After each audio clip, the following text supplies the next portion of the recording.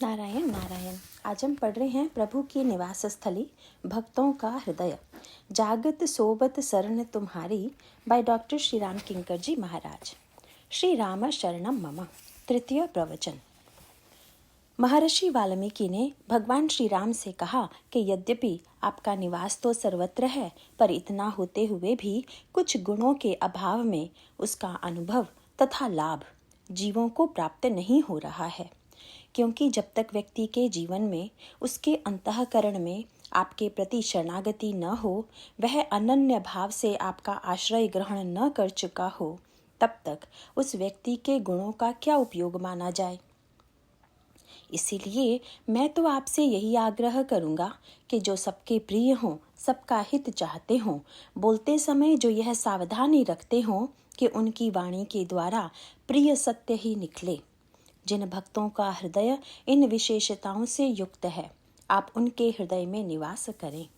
ये जो विशेषताएं हैं, वे तो हैं साधन, पर इनका उद्देश्य क्या है। संसार में बहुत से ऐसे व्यक्ति होते हैं जिनके जीवन में अनेक विशेषताएं होती हैं, पर उनका उद्देश्य मात्र लोक रंजन होता है, लोक में सम्मान प्राप्त करना होता है। वे चाहते हैं कि लोग उनकी पूजा करें, प्रशंसा करें। इन भावनाओं को लेकर यदि कोई व्यक्ति अपने जीवन में सद्गुणों को लाने की चेष्टा करे, तब इसका तात्पर्य तो यही हुआ कि वह गुणों के द्वारा संसार को ही रिझाने की चेष्टा कर रहा है। इसीलिए महर्षि वाल्मीकि ने जो वाक्य कहे तथा भगवान श्री राम ने शबरी जी को नवधा भक्ति का जो उपदेश दिया, उन दोनों में एक बात स्पष्ट कर दी गई। साधारणतया जब हम लोग संसार में किसी से अच्छा व्यवहार करते हैं, तो इसका उद्देश्य होता है कि दूसरे भी हमें सम्मान दें।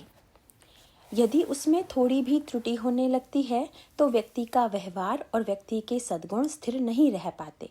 इसका सबसे बड़ा प्रमाण है महारानी कैकई।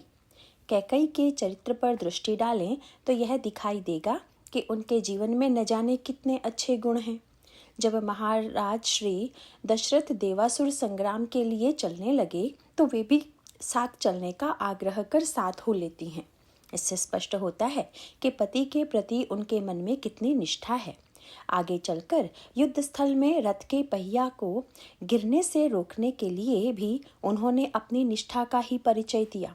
महाराज श्री दशरथ को भी लगा कि यह मेरे साथ आई, मुझे रथ से गिरने से बचाया, उन्हें अपने शरीर की अपेक्षा मेरी रक्षा की चिंता ज्यादा है।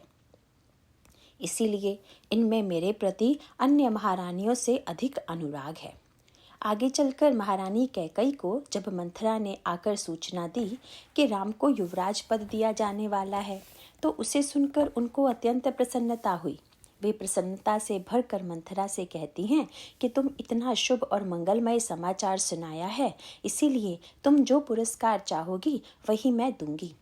यद्यपि अन्य रानियों ने तो वस्त्र तथा आभूषण पुरस्कार में दिया, पर महारानी कैकई कहती है कि इस समाचार के बदले कोई वस्तु देकर मैं इस समाचार से उस वस्तु की महत्ता को अधिक सिद्ध नहीं करना चाहती। लगता है कि वे कितनी उदार हैं और अपने पराये के भेद से भी मुक्त हैं, क्योंकि श्री राम तो कौशल्या जी के पुत्र हैं, उनके अपने नहीं। पर वे कौशल्या जी के पुत्र के राज्याभिषेक से इतनी प्रसन्न होती हैं, इससे तो यही लगता है कि उनमें ईर्ष्या नहीं है, मात्सर्य नहीं है और अपने पराये का भेद नहीं है। किंतु प्रश्न यह है कि उनमें प्रतीत होने वाले ये सब गुण यथार्थ रूप में उनमें हैं क्या? कई बार लोग भ्रमवश यह मान लेते हैं कि भगवान राम कैकई जी का अत्यधिक ध्यान रखते थे।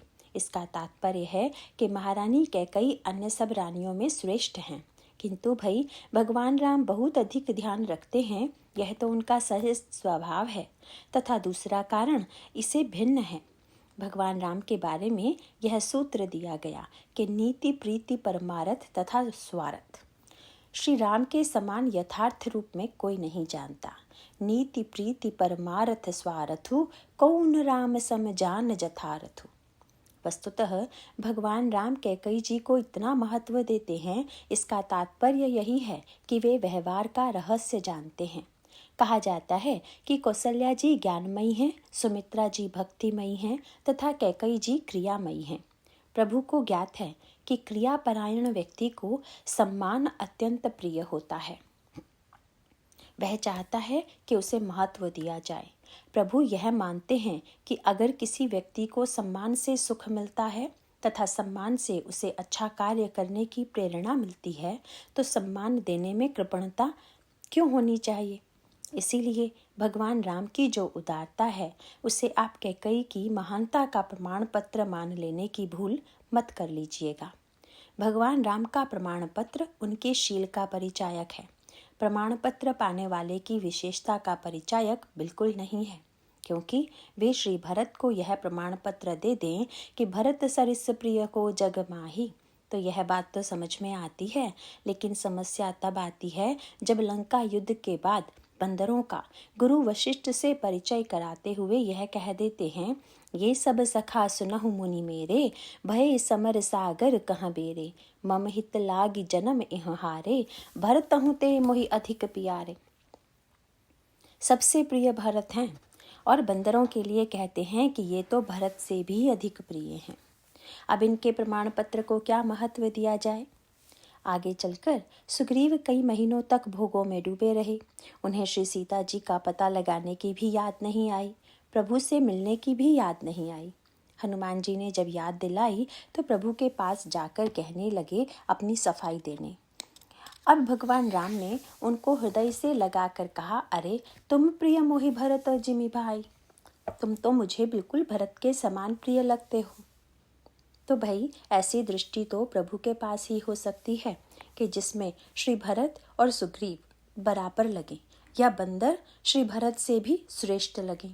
कई बार लोग पंक्तियों को दोहरा देते हैं कि भगवान राम ने कैकेयी जी की प्रशंसा की। इससे स्पष्ट है कि कैकेयी जी महान हैं, किंतु लगता है कि ऐसा कहते समय वे भगवान राम के शील तथा व्यवहार को ध्यान में नहीं रखते। गोस्वामी जी ने एक ऐसी बात लिखी कि जो है तो कुछ कड़वी सी, किंतु जिसे पढ़कर यह स्पष्ट हो जाता है कि भगवान राम कैकेयी जी का ध्यान क्यों रखते हैं। तुलसीदास जी ने कहा कि आपके शरीर में यदि फोड़ा हो जाए तो आप सबसे अधिक ध्यान उस फोड़े का ही रखते हैं। यद्यपि वह फोड़ा आपको प्रिय नहीं लगता है, किंतु आप जानते हैं कि वह अगर जरा सा भी छू जाए तो महान कष्ट हो जाएगा। इसी प्रकार यद्यपि कुमाता हैं, पर ता कुमातु को मन जोगवत, जो निच तन मरमु कुठाऊं। वे जानते हैं कि क्रियापरायण व्यक्ति को फोड़ा अवश्य होता है, और वह फोड़ा है अभिमान का फोड़ा, अर्थात किसी अंग का फूल जाना।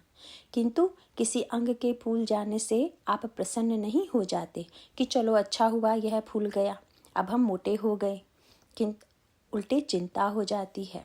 गोस्वामी जी ने लिखा कि फोड़े के प्रति व्यक्ति अत्यंत सावधान रहता है। जिमि शिशु तन बन होई गुसाई। इसी प्रकार श्री राम कैकेयी अम्बा का बड़ा सम्मान करते हैं। मुझे स्मरण आता है कि एक बार कोई उच्च पदाधिकारी ब्रह्मलीन स्वामी उड़िया बाबा जी से मिलने गए, तो बाबा ने कहा कि उनके लिए कुर्सी ला दो। कुर्सी ला दी गई, वे बैठे, पर शिष्यों को बड़ा बुरा लगा। शिष्य लोग अपने गुरुओं के सम्मान के लिए बड़े चिंतित रहते हैं कि हमारे गुरुजी के द्वारा कोई ऐसा काम न हो जाए कि जिससे लोग उन्हें नीचा समझने लगे।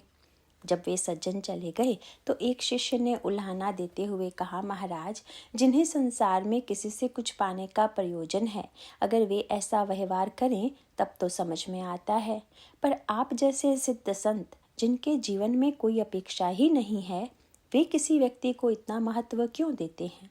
हंसकर उन्होंने कहा, भले मानुष, मुझे तो अपेक्षा नहीं है, पर जो आया था उसे तो थी ना।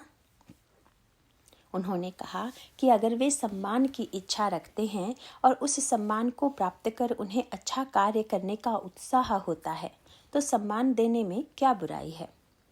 यद्यपि यह नहीं है कि वे अन्य व्यक्तियों से उन्हें श्रेष्ठ मानते थे, पर जिस बात की उन्हें भूख थी उसे देकर अच्छी दिशा में उन्हें प्रेरित किया।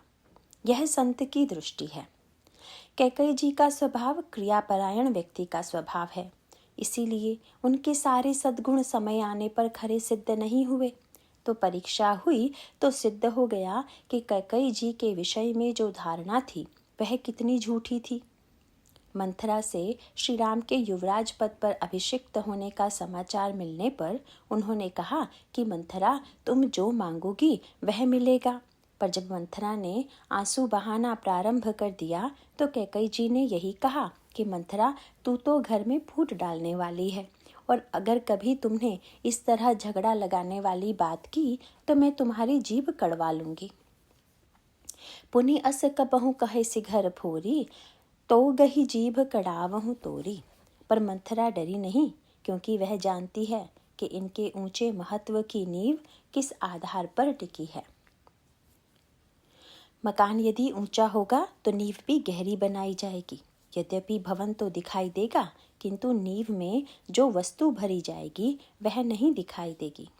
और अगर नींव की ईंट कहने लगे कि हमने सबका बोझ उठा लिया है, तो फिर हम भी तो दिखाई दें, लोग हमें देखें। वस्तुतः यही अभिमान की वृत्ति है। नींव की ईंट का अर्थ है कि जिसने अपने आप को मिटाकर छिपाकर उस ऊंचे महल को खड़ा किया है। सीधी सी बात है कि अहंकार की नींव में जो सद्गुण होगा वह कभी टिकाऊ नहीं होगा। अहंकार की नींव अर्थात प्रदर्शन की नींव। इस सत्य को मंथरा जानती है, इसीलिए उसने अपनी बात को बड़ी चतुराई से धीरे धीरे कहना प्रारंभ किया। मंथरा ने कहा कि मैं देख रही हूँ कि आप इतना बुरा मान गईं, पर क्या मैं पूछ सकती हूँ कि आप राम से इतना प्रेम क्यों करती हैं? देवर्षि नारद ने भक्ति सूत्र में जब प्रेम की व्याख्या की तो उसमें वे यही कहते हैं कि गुण रहितम कामना रहितम प्रतिक्षण वर्धमानम अविच्छन्नपि सूक्ष्मतरम अनुभव रूपम प्रेम स्वरूपम। प्रेम कोई गुण या विशेषता देखकर नहीं होता, क्योंकि यदि गुण देखकर किया जाए तो वह प्रेम सिद्ध नहीं होगा। भले ही सामने वाले व्यक्ति में गुण कम न हुए हों, पर अगर दूसरे व्यक्ति को ऐसा लगने लगे तो भी प्रेम समाप्त हो जाएगा। इसीलिए जिस प्रेम का आधार कामना या गुण है वह तो मात्र बाहर से दिखने वाला एक शब्द मात्र का सत्य है, वास्तविक नहीं। इसीलिए गुण रहितम कामना रहितम के साथ साथ कारण रहित भी कहा गया है। मंथरा ने जब पूछा कि श्री राम से इतना प्रेम करने का कारण क्या है, तब पहले तो कैकेयी जी रुष्ट हो गई, पर बाद में बड़े प्रेम से बोलने लगी। उस समय मंथरा के लिए उन्होंने जो शब्द चुना वह भी बड़ा सुंदर था। उन्होंने कहा, प्रिय बादिनी, सिख दीन हूँ तो ही, सपने हूँ तो पर कोप न मोही। अरे प्रिय भाषणी मंथरा, तुम मेरी बातों का बुरा मत मान जाना। मैं तो सपने में भी तुम पर रुष्ट नहीं हो सकती। क्या बढ़िया विशेषण मंथरा को मिल गया और मंथरा प्रसन्न हो गई। फिर कैकेयी जी ने कारण बताते हुए कहा कि कौसल्या सम सब महतारी, राम ही सहज सुभाए पियारी, मोह पर कर ही स्नेहु विशेषी, मैं करी प्रीति परीक्षा देखी। राम तो सब माताओं से बराबर स्नेह करते हैं। मंथरा ने पूछ दिया कि क्या राम आपको कौशल्या जी के समान ही स्नेह करते हैं?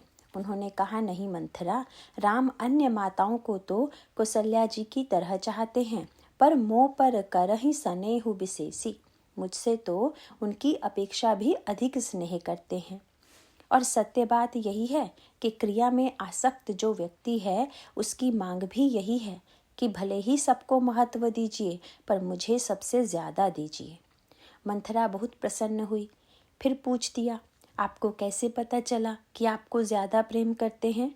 और तब कैकेयी जी ने कह दिया कि मैं करी प्रीति परीक्षा देखी। मैं तो समय समय पर परीक्षा लेकर देखती रहती थी कि राम मुझसे कितना प्रेम करते हैं।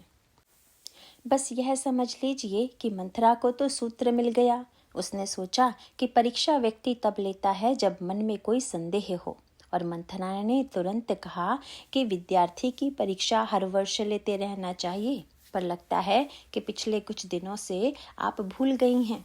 ये बातें तो बहुत पुरानी हो गई। हाँ, बात आपकी ठीक है कि राम आपको अपनी माँ से अधिक चाहते थे, पर अब नहीं रहा प्रथम अब ते दिन बीते, समौ फिरे रिपु हो ही पीरीते।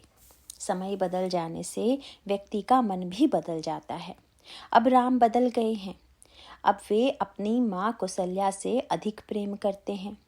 अब जरा विचार कीजिए कि कैकेयी जी श्री राम के प्रेम की परीक्षा कैसे लेती होंगी। संकेत के रूप में यूँ कह सकते हैं कि जैसे तीनों माताएं बैठी होंगी और श्री राम आए तो कैकेयी जी के मन में यह बात आती होगी कि देखें श्री राम किसके पास जाते हैं, अपनी माँ के पास जाते हैं कि मेरी गोद में आते हैं। जब उन्होंने देखा कि वे कौशल्या जी की गोद में नहीं अपितु उन्हीं की गोद में आ गई तो वे प्रसन्न हो गईं। किंतु क्या प्रेम की यही कसौटी है? क्या क्रिया से ही प्रेम की परख होती है? इस संदर्भ में यदि विचार करके आप देखें तो भगवान श्री राम का व्यवहार कभी कभी बड़ा विचित्र सा दिखाई देता है। वर्णन आता है कि वन जाते समय प्रभु कैकेयी से 2 बार मिले, कौशल्या जी से 1 बार मिले और सुमित्रा जी से मिले ही नहीं। अगर इस क्रिया से स्थान का निर्धारण करें तो सबसे ऊपर कैकेयी, उनके नीचे कौशल्या तथा सबसे नीचे सुमित्रा दिखाई देंगी। किंतु इस व्यवहार का अंतरंग रहस्य यह है कि प्रेमी क्रिया की व्याख्या प्रेम के आधार पर करता है और क्रियापरायण व्यक्ति क्रिया के आधार पर। जब श्री राम सुमित्रा अम्बा के पास नहीं आए तो सुमित्रा अम्बा को यह नहीं लगा कि बन चले गए और मेरे पास आई तक नहीं। लगा इसीलिए नहीं क्योंकि उनके प्रेम का आधार क्रिया नहीं है। इस संदर्भ को दृष्टिगत रखकर विचार करने पर रामचरितमानस में कुछ अनोखे सूत्र प्रकट होते हैं। जो बात सद्गुणों के संबंध में कही गई वही बात भगवान श्री राम ने शबरी जी के समक्ष नवदा भक्ति का वर्णन करते हुए कही। प्रभु कहते हैं कि 8 जथा लाभ संतोषा, व्यक्ति को जितना लाभ हो जाए उसी में संतोष कर लेना ही मेरी 8वीं भक्ति है। परंतु इसके बाद तुरंत प्रभु ने एक बात और जोड़ दी, क्योंकि जो लोग लोभी नहीं होते या समझते हैं कि वे लोभी नहीं हैं, वे अगर किसी व्यक्ति में यह वृत्ति देखें तो कहते हैं कि यह व्यक्ति तो बड़ा लोभी है और मैं निर्लोभी हूँ। यह व्यक्ति का स्वभाव है। भगवान श्री राम ने कहा कि आप में यदि यथा लाभ संतोष है तो दूसरों को न्यून न मान लीजिए। इसीलिए कहा कि सपनेहु नहीं देखहि पररो दोषा। अपने को निष्काम तथा दूसरे को सकाम मान लेना यह बहुत बड़ी भूल है। बड़े से बड़ा व्यक्ति भी अगर ऐसी गलती कर दे तो उसे भी रामायण में इसका उत्तर मिल जाता है। भगवान शंकर का धनुष न टूटने पर जनक निराश हो गए तथा निराश भरी शब्दों में उन्होंने कहा कि मैं तो समझता हूँ कि पृथ्वी वीरों से खाली हो गई है, क्योंकि मैंने जो प्रतिज्ञा की कि क्या संसार में कोई ऐसा व्यक्ति हो सकता है जो इस लाभ को न चाहता हो।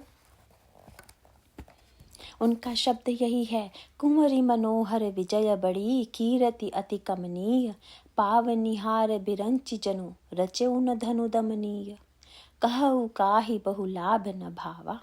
मैं नहीं मानता कि संसार में कोई इतना बड़ा निष्कामी निर्लोभी हो सकता है कि जिसे इतना बड़ा लाभ आकृष्ट न करे।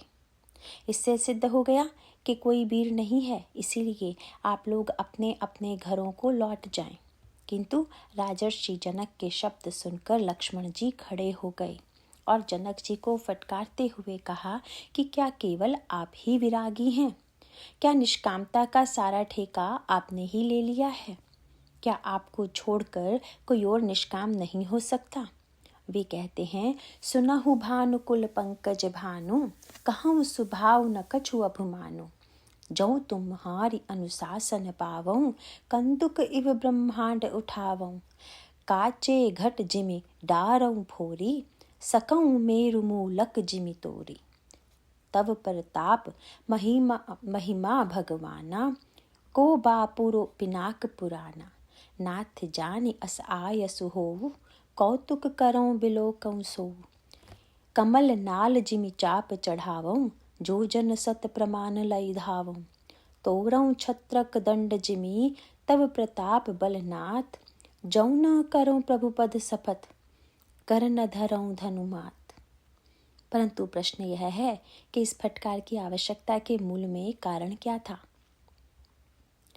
वस्तुतः सत्य तो यह है कि प्रभु ने जानबूझकर यह कौतुक किया कि वे बैठे रहे और बैठे रहने के पीछे अभिप्राय मानो यह था कि जनक ज्ञानी तथा विरागी हैं, श्री सीता जी मूर्तिमती भक्त थी और भगवान राम साक्षात अखंड ज्ञान है। ज्ञान अखंड एक सीतावर और लक्ष्मण जी हैं मूर्तिमान वैराग्य।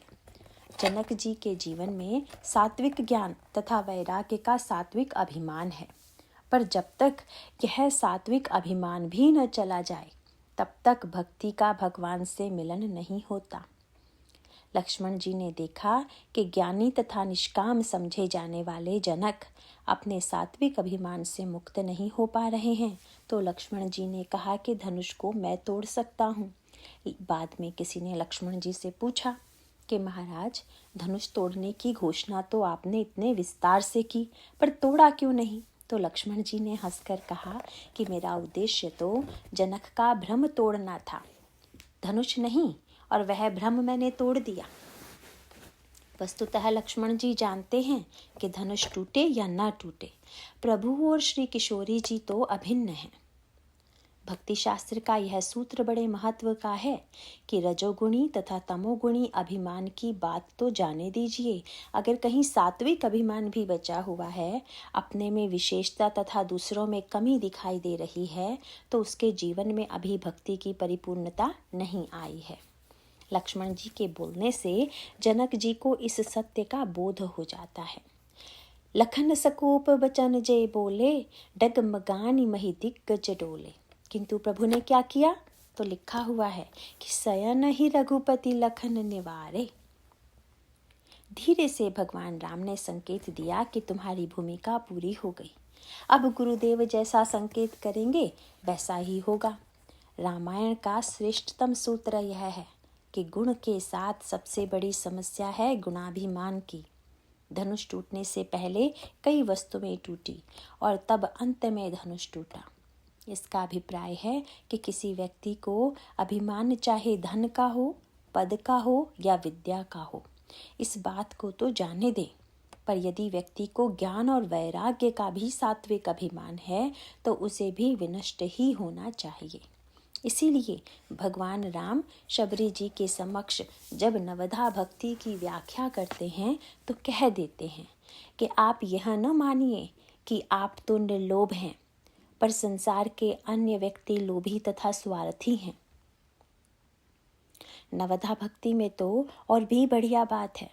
वहाँ पर प्रभु कहते हैं, नवम सरल, मेरी 9वीं भक्ति है कि व्यक्ति सरल हो, और दूसरा वाक्य है सब छन छल ही ना, संसार में किसी के प्रति उसका व्यवहार छलयुक्त ना हो।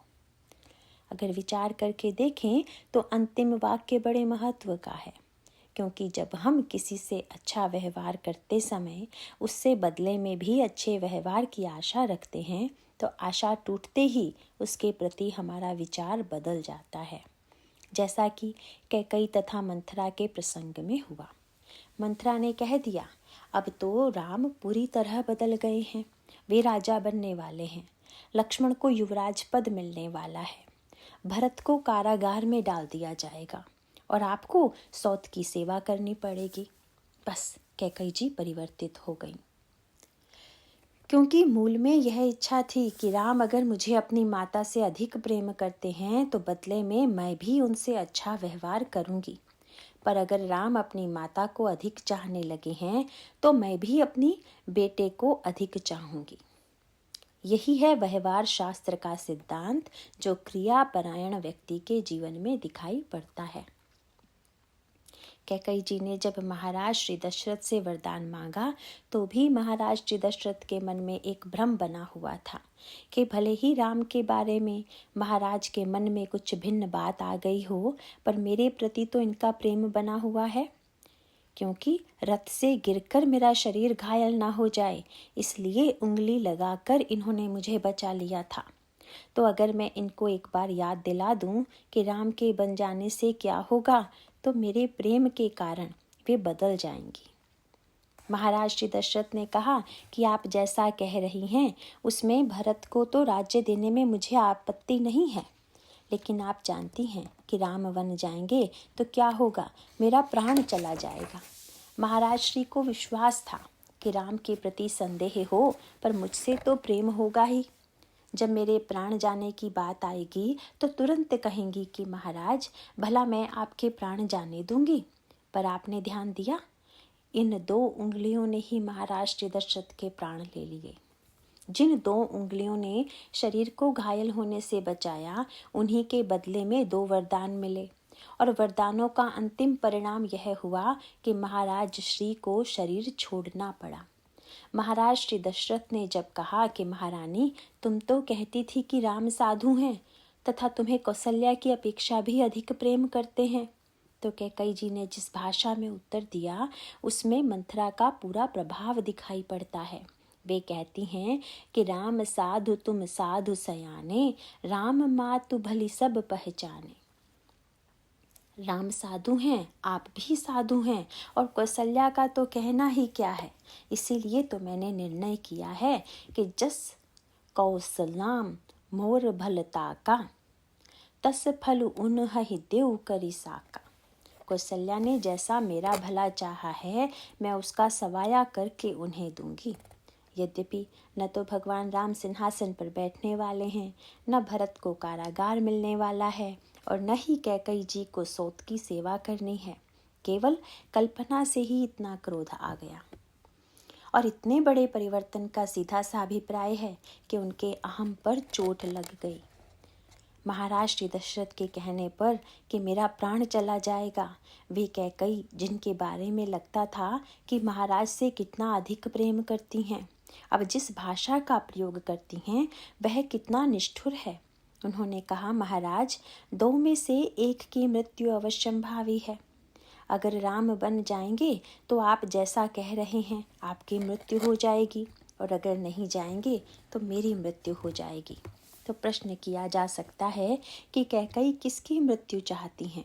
तब कैकेयी जी ने जिस चतुराई पूर्ण भाषा का प्रयोग किया वह ऊपर से तो नहीं पर भीतर से बड़ी निष्ठुरता पूर्ण है। वे कहती हैं कि महाराज, मेरी मृत्यु में और आपकी मृत्यु में एक अंतर है कि होत प्रात मुनि वेश धरी, जौन राम बन जाहि, मोर मरनु राउर अजस, नृप समझऊ मन माहि। अगर आप प्राण देंगे तो आपको यश मिलेगा और यदि मैं मरूंगी तो आपको अपयश मिलेगा।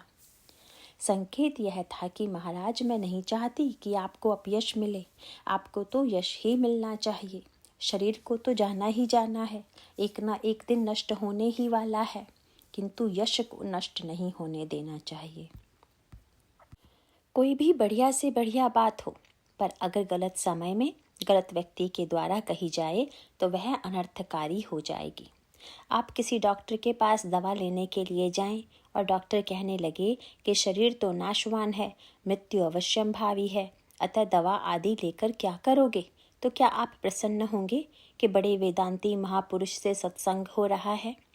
महाराज श्री दशरथ अगर यह कहें कि हम यश के लिए अपने शरीर का बलिदान कर देंगे तो इनके लिए शोभा की बात है, पर जब महारानी कैकेयी यह कहें कि महाराज, मुझे आपके यश की चिंता है और मेरी मृत्यु के कारण यह नष्ट हो जाए, भला यह मैं कैसे चाह सकती हूँ, तो मानो अनर्थ हो गया।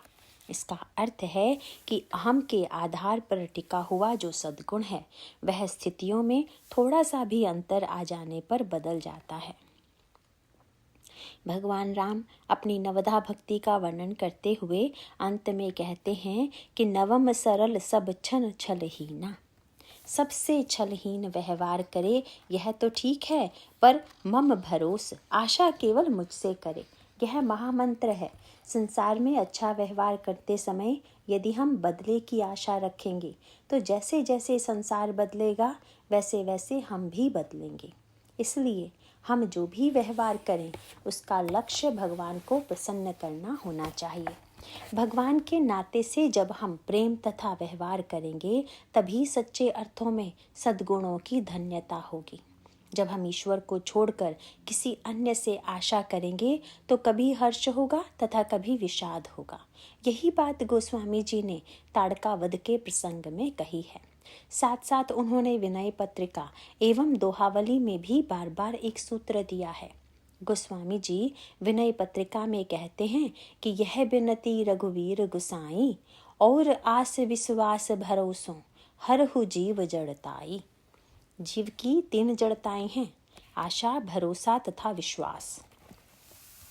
इसका आप लोग उल्टा अर्थ न ले लें। जब यह कहा गया कि विश्वास जड़ता है, तो इसका अर्थ यह नहीं है कि आप दूसरों पर हमेशा संदेह ही करते रहें। और जैसा कि कई लोग बार बार यह कहा करते हैं कि संसार बड़ा स्वार्थी है, इसी तरह आप भी कहें। वस्तुतः आशा की एक बड़ी भारी समस्या है, जिसकी ओर दोहावली में गोस्वामी जी ने संकेत किया है। वे कहते हैं कि जितने भी देवी देवता गण हैं, उनमें आशा देवी बड़ी विचित्र हैं, क्योंकि नियम यह है कि देवी देवताओं की अगर पूजा की जाए तो वे प्रसन्न हो जाते हैं, अगर पूजा बंद कर दी जाए तो वे रुष्ट हो जाते हैं। पर आशा देवी का उल्टा नियम है कि तुलसी अद्भुत देवता आशा देवी नाम, सेवई शोक समर्पई। जो उनकी पूजा करते हैं उनको शोक देती हैं, और अगर पूजा बंद कर दें तो विमुख भय अभिराम, व्यक्ति निश्चिंत हो जाता है। वस्तुतः जब हम किसी पर विश्वास करते हैं, भरोसा करते हैं, तो उसके मूल में कोई ना कोई आशा होती है। मनुष्य जीवन की समस्या यह है कि मनुष्य की सभी आशाएं कभी पूर्ण होती नहीं हैं। इस संदर्भ में मुझे एक संस्मरण भूलता नहीं। प्रारंभ में एक बार अयोध्या दर्शन हेतु गया। वहां एक वयोवृद्ध संत के पास बैठा हुआ था। उन्होंने मुझसे पूछ दिया कि चहूं न सुगति सुमति संपत्ति, कछु रिधि सिद्धि विपुल बड़ाई। इस पद का क्या अर्थ है? मैंने कहा कि गोस्वामी जी भगवान से कहते हैं कि मैं आपसे न सुगति चाहता हूँ और न ही धन संपत्ति तथा मान बढ़ाई चाहता हूँ। संत ने कहा कि तुम्हारा अर्थ व्याकरण की दृष्टि से ठीक है, पर यदि भाव की दृष्टि से इस पद का दूसरा अर्थ किया जाए तो अधिक रसानुभूति होगी। तब उन्होंने अर्थ बताते हुए कहा कि गोस्वामी जी कहते हैं कि प्रभु, मैं यह नहीं कहता कि इन वस्तुओं को मेरी जीवन में इच्छा नहीं है, वस्तुतः है तो, पर आप ऐसी कृपा कर दीजिए कि हमारे जीवन की यह जड़ता दूर हो जाए और हम संसार में किसी से आशा न करें, आशा के आधार पर किसी का भरोसा न करें। जब यह जड़ता दूर हो जाएगी तब कहीं जाकर आपके चरणों का प्रेम प्राप्त होगा। संत का यह अर्थ सुनकर मुझे बड़े हर्ष की अनुभूति हुई। जीव का स्वाभाविक वृत्ति है आशा देवी की पूजा। हम सब नित्य आशा देवी की ही पूजा तो करते हैं, पर उनका स्वभाव उल्टा है। और समस्या यह है कि आशा छोड़ने को यदि कहा जाए तो कहीं ऐसा न हो कि व्यक्ति निराशावादी हो जाए, किंतु ऐसा है नहीं, क्योंकि आशावादी दुखी होता है। आशा पूर्ण न होने पर और निराशावादी तो हमेशा ही दुखी होता है, और आशा विश्वास दोनों छोड़ने पर तो स्थिति और भी दुखद हो जाएगी। अतः आशा, विश्वास तथा भरोसा तीनों की ही आवश्यकता जीवन में है, पर किसका भरोसा किया जाए? इसका उत्तर देते हुए तुलसीदास जी ने दोहावली में कहा कि एक भरोसो एक बल एक आस विश्वास, स्वाति सलिल रघुवंश मणि चातक तुलसीदास। महाराज, मेरे मन में अगर आशा हो तो आपसे, भरोसा हो तो आप पर, विश्वास हो तो आप पर। इसका अर्थ है कि यह वृत्तियां मिटती तो हैं नहीं, अतः इनको भगवान से जोड़ देने में कल्याण है। जब भगवान राम महर्षि विश्वामित्र के साथ प्रस्थान करते हैं तो सबसे पहले ताड़का आती हैं। श्री राम विश्वामित्र से पूछते हैं कि यह कौन है। विश्वामित्र जी ने उसका परिचय दिया। गोस्वामी जी भी ताड़का का स्वरूप बताते हुए कहते हैं कि सहित दोष दुख दास दुरासा, दलई नाम जिमि रवि निसिनासा। यह दुराशा ही ताड़का है। प्रारंभ में ताड़का के पिता ने चाहा कि मेरे यहाँ पुत्र उत्पन्न हो, पर वह पुत्री के रूप में उत्पन्न हो गई। उसे उन्होंने पुत्र की तरह रखने ढालने का प्रयास किया, पर उसे शाप मिल गया। अतः साधारण कन्या के स्थान पर एक राक्षसी बन गई।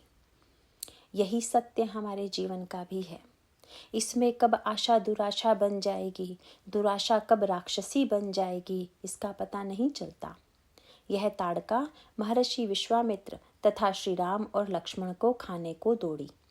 और यह बात हमें निरंतर दिखाई देती है कि इस दुराशा का पेट कभी भरता ही नहीं। संत विश्वामित्र ने कहा, प्रभु, व्यक्ति के जीवन की दुराशा को तो बस आप ही मिटा सकते हैं। और प्रभु ने कितना बढ़िया कार्य किया। गोस्वामी जी कहते हैं कि एक ही बाण प्राण हरि लीन्हा, एक ही बाण से ताड़का का वध कर दिया। आप यह ध्यान रखिए कि भगवान के पास एक ही बाण है, चाहे एक भरोसो एक बल एक आस विश्वास के रूप में और चाहे एक ही बाण के रूप में, पर दोनों ही परिणाम में एक ही हैं, अपना मान लेना या अपना बना लेना। भगवान ने बाण चलाया, ताड़का की मृत्यु हो गई, पर ताड़का मरकर कहाँ गई? तुलसीदास जी ने संकेत दिया कि दीन जानिते ही निज पद दीन्हा। प्रभु ने उसको अपने में लीन करके मानो बताया कि संसार से आशा मिटाकर मुझ में लगा दो, क्योंकि जब यह आशा भगवान से जुड़ जाती है तो दुराशा के स्थान पर विश्वास तथा भरोसा बनकर व्यक्ति को धन्य बनाती है। इसीलिए महर्षि वाल्मीकि कह देते हैं कि सबके तो प्रिय बनिए, पर तुम ही छाड़ी गति दूसरी नाही।